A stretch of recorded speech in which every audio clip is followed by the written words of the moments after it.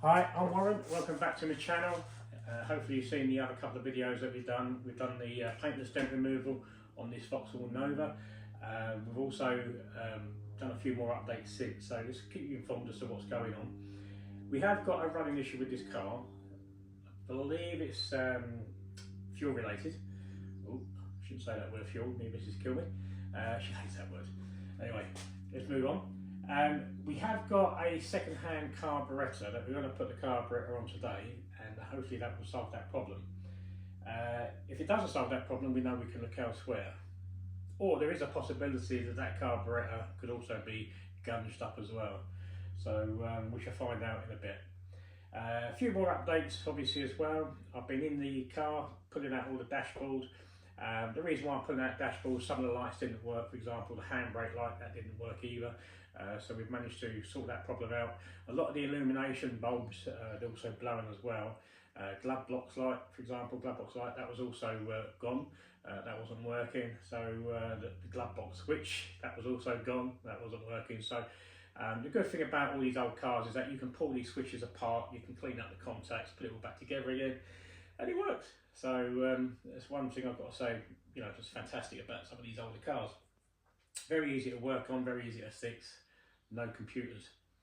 But when things do go wrong, we find it harder and harder today for people with knowledge to be able to repair these.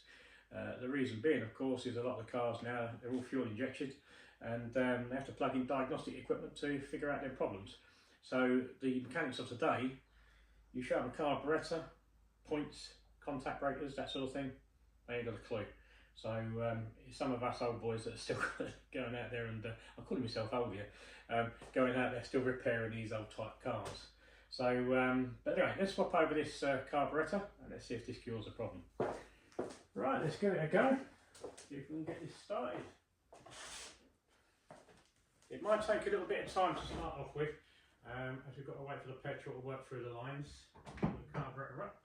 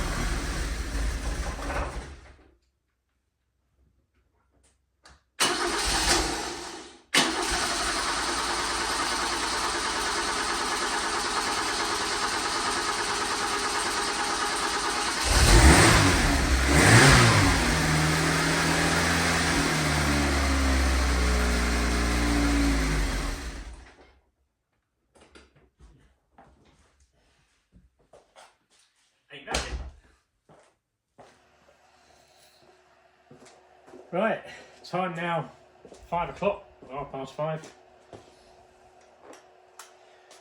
Carburettors, lovely, aren't they? Okay, so I found out the fault.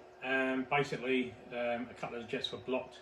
I was trying to use this one because it looks a lot more shinier, but I think the story behind this one is it got sent away to be refurbished, come back, still blocked. So yeah, not great this one. It's still leaking petrol everywhere. So I managed to use the original one. So obviously I managed to clean it all out, take it all apart. About 6 times I've had to put it back together. And yeah, found out the problem. There was a tiny little jet, managed to get some really thin wire, poke it in, and it wasn't going all the way through. So I was just wondering, is it a jet or not, you know? But yeah, give it a bit of a good shove, and yeah, it went all the way through. Put it back on again, all excitement, and yeah, look.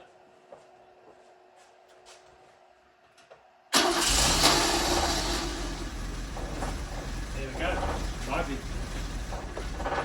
Bit cold at the minute, put some coat on. So yeah, lovely. So that's also given me a little bit of time to play with this. So let me just move this around a little bit. You can see what I'm doing. There we are. So this is my Cavalier Convertible. Okay. Now this car hasn't run probably the best part of 20 odd years. So I've just stuck a battery on it. It's still charging up, 13.4 volts. So yeah, that should be enough. So we're going to attempt a little start. I've just removed this just for the sake of it, just easier access in there. So I'm going to put some squirt in here first. Okay, hopefully I've got enough juice to start. Bearing in mind there's hardly anything in here. Oh look, I've got an interior light. Magic. So let's have a look.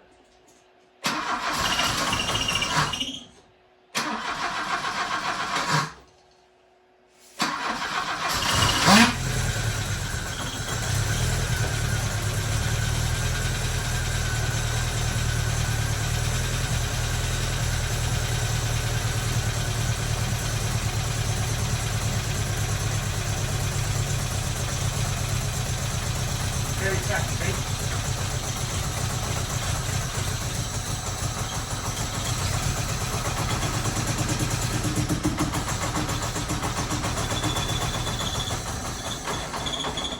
That's it, I run out. But yeah, it runs, it works. So now I know it runs, I've got to put the petrol tank back on. That's up in the loft area.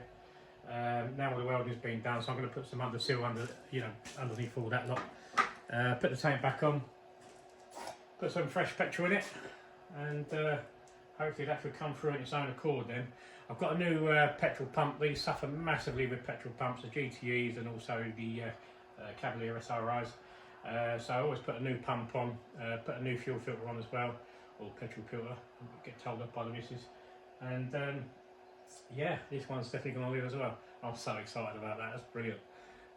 Working engine, love it, fantastic stuff. Thank you, see you later.